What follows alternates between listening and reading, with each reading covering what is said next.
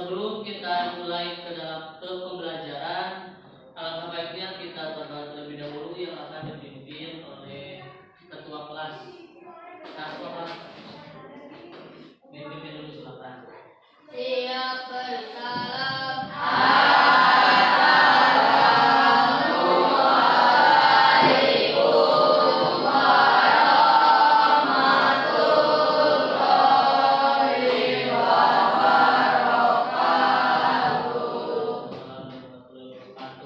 Membacakan dalam mau belajar.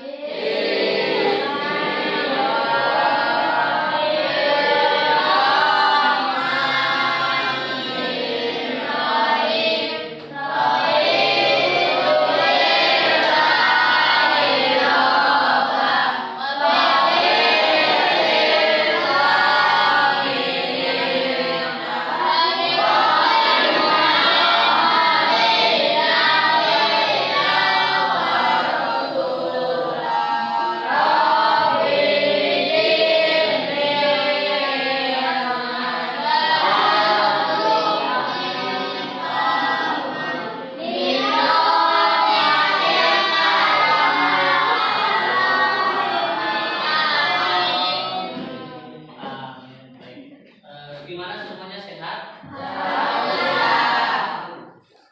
Sekarang ya kita absen terlebih dahulu ya. Absen kehadiran. Semuanya hadir? Yang tidak hadir berapa orang? 3 orang. Siapa saja? Boki kenapa? Izin. Terus? Resa sakit. Terus? Sakit. Berarti 3 orang ya. Yang sedang sakit, mari kita doakan mudah-mudahan mereka semua disembuhkan oleh Allah Subhanahu wa taala. Amin. Baik, sekarang sebelum dimulai ya, Bapak periksa dulu kerapihannya. Silakan semuanya berdiri. Berdiri dulu. Diperiksa dulu kerapihan ya, silakan. Yang belum rapi, yang belum dimasukkan, udah semuanya. Nah, kalau udah silakan duduk kembali.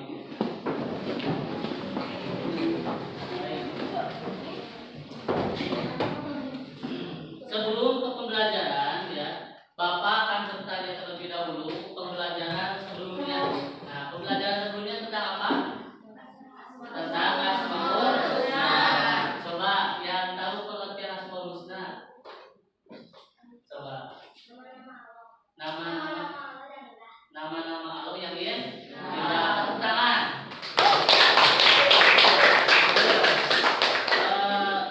Sebutkan satu sifat atau satu Asmaul Husna yang yang ada di Allah.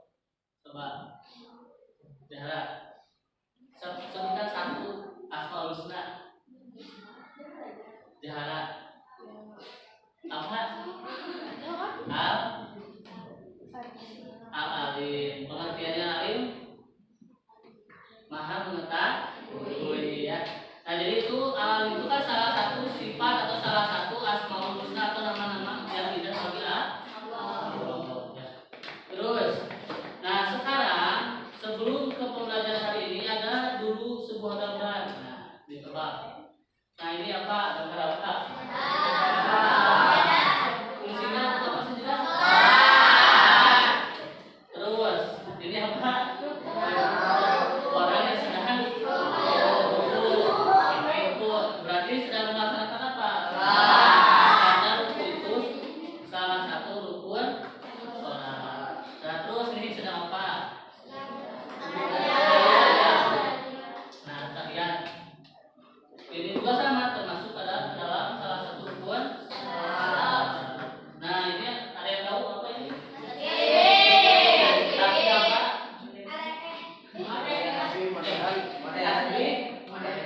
Digital. Nah, ini ada ini perlu diomongin. Kalau ini apa? Tasbih apa itu disebutnya? Tasbih tradisional. Bro, ibu sudah. Nah, ini juga sama tasbih tradisional. Nah, kenapa Bapak I love you cik tasbih kegunaannya untuk apa?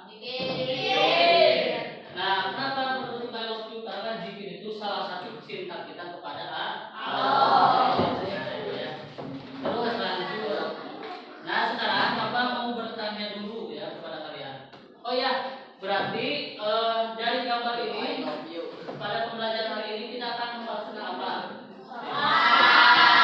Sholat dan zikir. Sholat dan zikir ya, pada pertemuan hari ini kita akan membahas tentang sholat dan zikir. Nah sekarang Bapak mau bertanya apa itu makna sholat dan zikir? Coba makna sholat menurut bahasa. Coba acung pandangan menurut bahasa. Ada yang tahu? KM. Doa menurut bahasa tadi apa? Menurut bahasa sholat. Doa. Menurut istilah.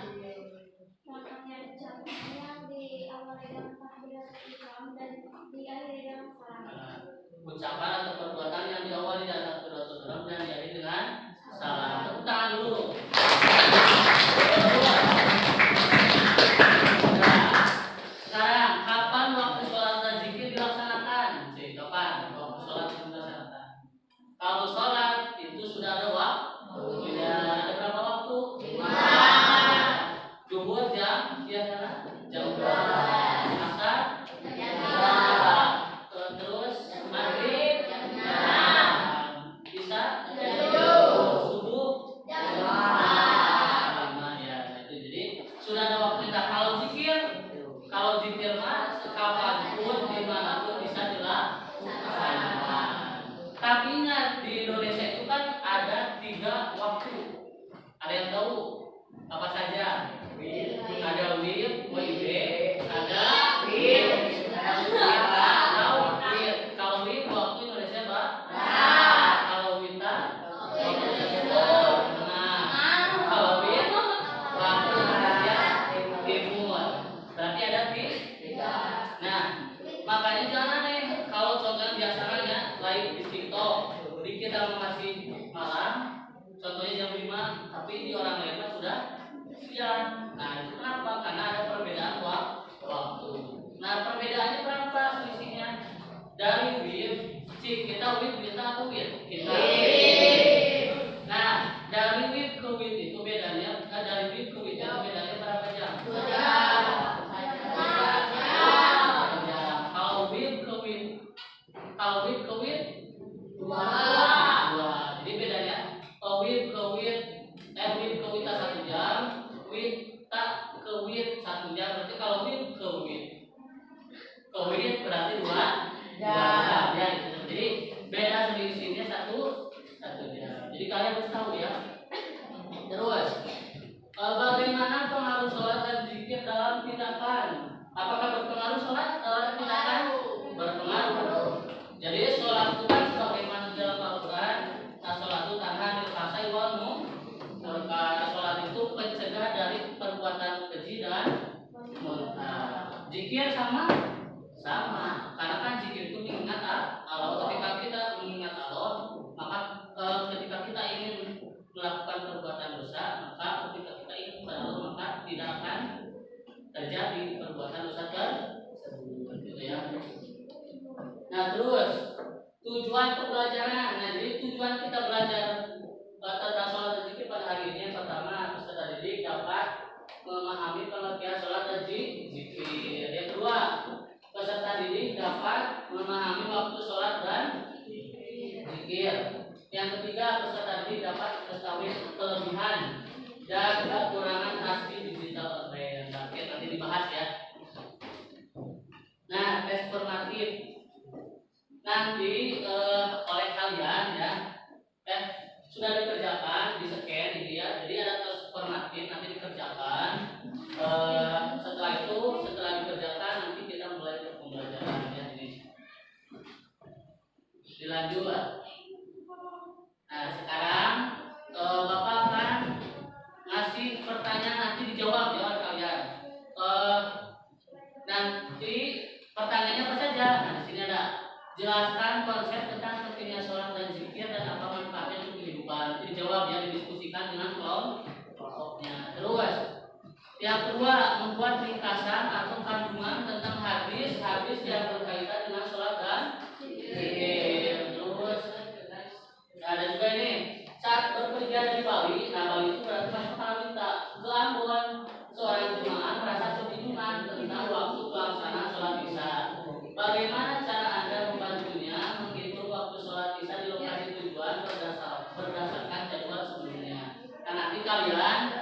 dicari solusinya, didiskusikan dengan kelompoknya ya.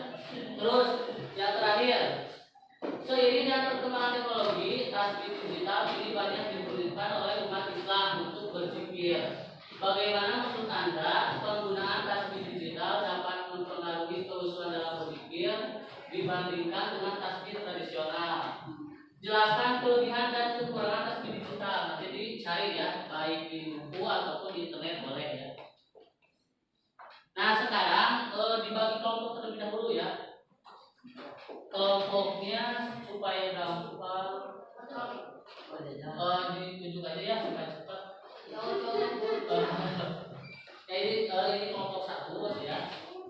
Terus kelompok 2, kelompok 3, kelompok 4. Nah yang belakang itu kelompok 5, yang belakang ya.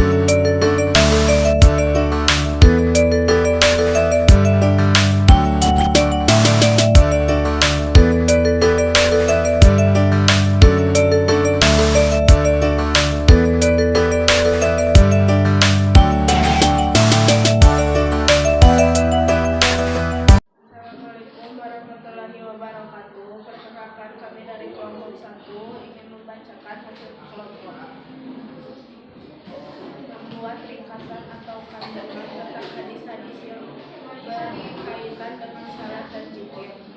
Salat menjadi antara seorang muslim dan seorang kafir. Zikir merupakan perintah Allah Subhanahu wa Ta'ala dalam Al-Quran. Jelaskan konsep tentang pentingnya salat dan zikir, apa manfaat untuk kehidupan. Assalamualaikum warahmatullahi wabarakatuh. Kami dari kelompok 2 akan mempresentasikan hasil diskusi kami. Pembuat ringkasan atau kandungan hadis-hadis yang berkaitan dengan sholat dan zikir. Karena tidak ada hadis spesifik yang disebutkan dalam gambar, sholat dan zikir merupakan dua ibadah utama umat Islam. Pahala yang besar bagi mereka yang rajin melaksanakan sholat dan zikir serta manfaatnya untuk mendekatkan diri ke Allah.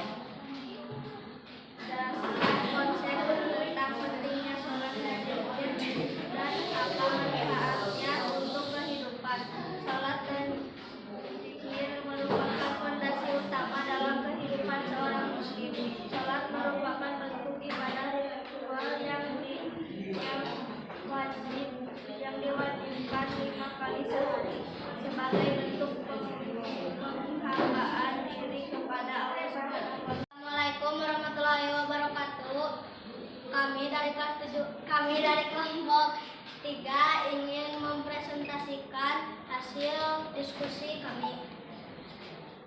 Pertanyaan: membuat ringkasan atau kandungan tentang hadis-hadis yang berkaitan dengan salat dan zikir. Jawaban: salat merupakan tiang agama dan hukumnya wajib dilakukan dalam 5 kali sehari. Nomor 2, jelaskan konsep tentang pentingnya salat dan zikir dan apa manfaatnya untuk kehidupan. Jawaban: dapat memperkuat hubungan dengan Allah dan meningkatkan kesadaran spiritual.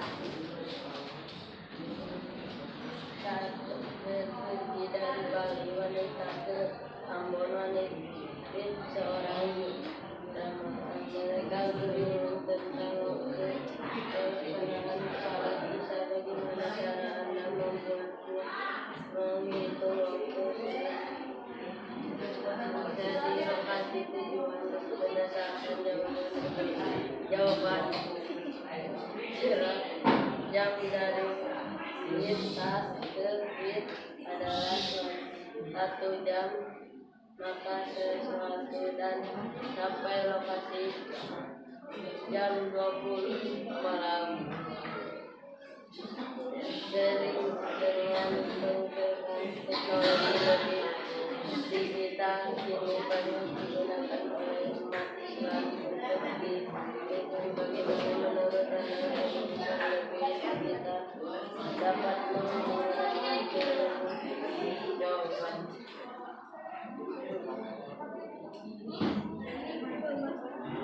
tidak menggunakan yang tepat sampai ke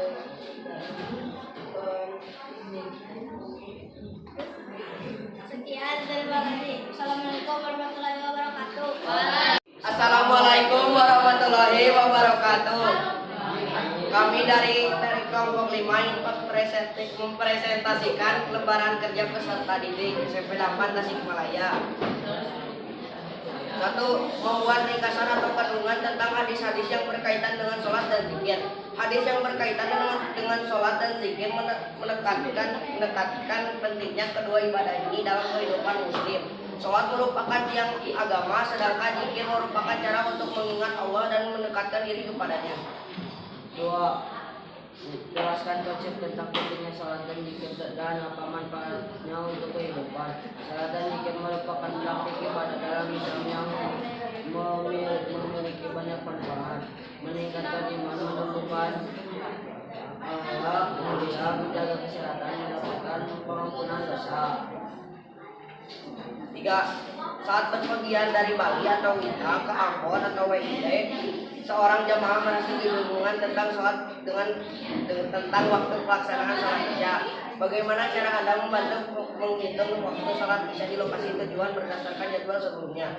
Untuk membantu jamaah tersebut, kita dapat memberitahunya bahwa waktu sholat Isya ditambahkan adalah di Ambon adalah 1 jam lebih cepat dibandingkan dengan waktu sholat Isya di Bali. 4. Sering dengan perkembangan teknologi seperti digital ini banyak digunakan oleh umat Islam untuk berzikir. Bagaimana menurut Anda penggunaan tasbih digital dalam mempengaruhi kehusuan dalam berzikir dibandingkan dengan tasbih tradisional atau tanpa alat? Jelaskan kelebihan dan kekurangan tasbih digital dari sudut pandang spiritual dan praktis. Kelebihannya adalah memudahkan menghitung zikir, membantu khusyuk, memori dapat menyimpan zikir terakhir. Kekurangannya adalah ketahanan baterai. Sekian dari kami. Wassalamualaikum warahmatullahi wabarakatuh. Waalaikumsalam warahmatullahi wabarakatuh. Semuanya sudah presentasi. Alhamdulillah semuanya bagus jawabannya. Tepuk tangan dulu. Kita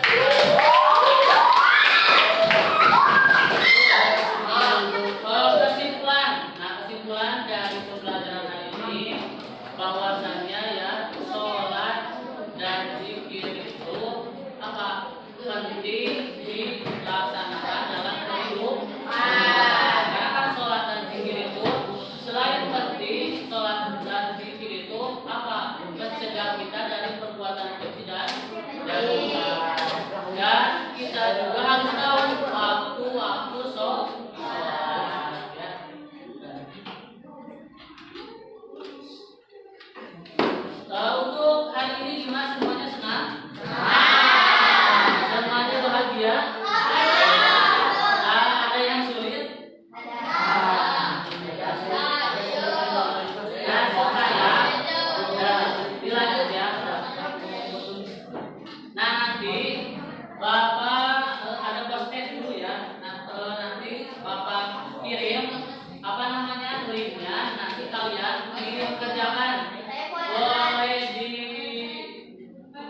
di word atau di krisis ya, dipilih satu nanti dikerjakan. Nah sebelum kita ditutup kita apa namanya SPP dulu ya. Nah teranglah bangunan. Nah jadi ikuti bapak ya, katakan tasbih ya siap. Jadi katakan tasbih, katakan tasbih. Subhanallah ya. Sekarang semuanya 1, 2, 3.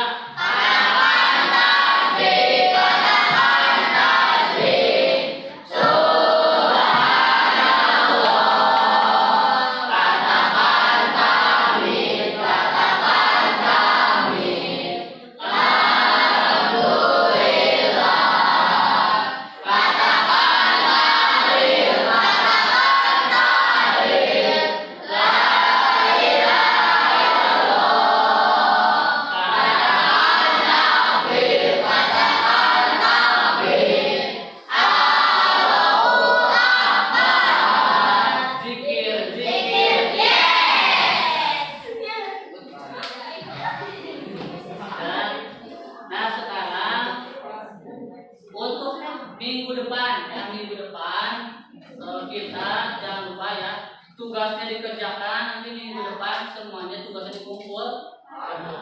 Terus untuk minggu depan materi selanjutnya tentang apa?